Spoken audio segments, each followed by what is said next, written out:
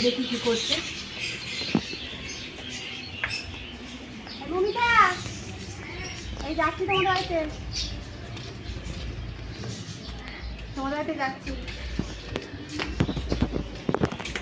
তোমাদের বাড়িতে যাচ্ছি। ওই দিন যদি ঠিক আছে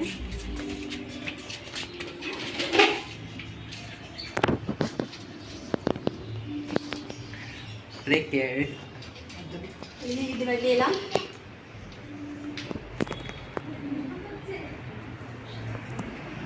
শরীরটা ভালো না, এখনো ঘুমাচ্ছে মায়ের কোলে। দেখাও দেখা, শরীরটা ভালো না। ভালো কি ভিডিও করছে? পর্দা এডিট করেই দেবে, পাঠিয়ে দেবে। কার ফোন থেকে করছে? যেটুকু ও কথা বল। ডাক্তার দেখিয়ে এসেছি আজকে, ডাক্তার ওষুধপত্র দিয়েছে, বলেছে ঠিক হয়ে যাবে। কোলে ঘুমাচ্ছে, নিজ বিছানায় শুচ্ছে, শোয়াচ্ছে, ঘুমাচ্ছে না, উঠে যাচ্ছে।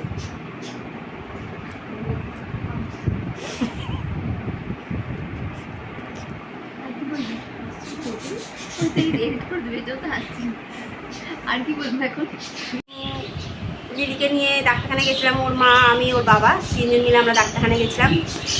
বাচ্চাটার একটু শরীরটা খারাপ হয়েছে, যার জন্য আমরা একটু আজকে ডাক্তারখানায় গেছিলাম বাচ্চাটাকে নিয়ে। যার জন্য আমাদের আজকে রান্না করতে একটু দেরি হয়ে গেছে। আজকে জলখাবারও খাইনি, সেই রান্নায় বসে গেছি। আবার ছেলেকে পড়তে নিয়ে যাবো। আমি এখন পনির কাটছি।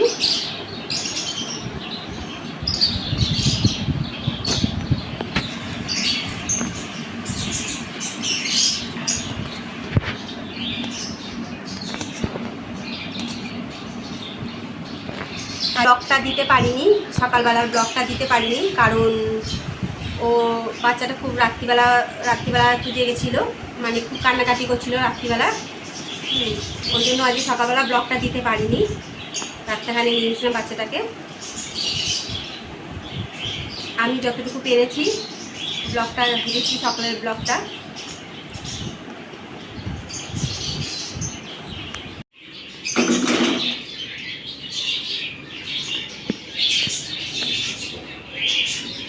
দেখো বন্ধুরা,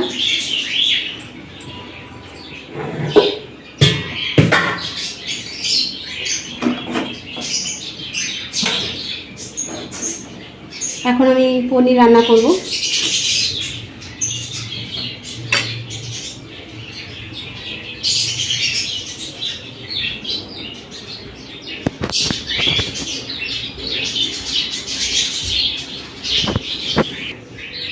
এখন পনিরটা ভেজে নেব।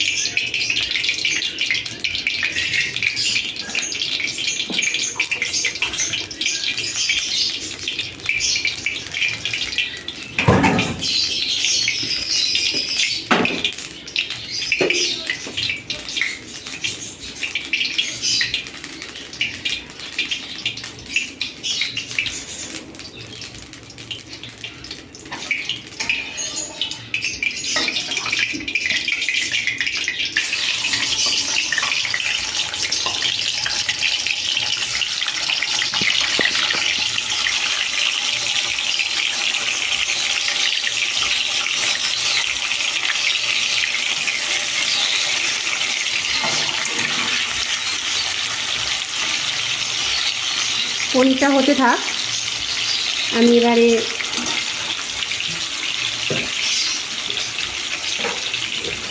আলুটা সিঝিয়ে নিই। ভেজে নিয়েছি, এবারে আলুটা দেবো। আলুটা দিয়ে দিলাম। এবার আলুটা ভাজা হোক, আলুটা ভাজা হোক, পরে আবার দেখাচ্ছি। এই তরকারিটা নুন হলুদ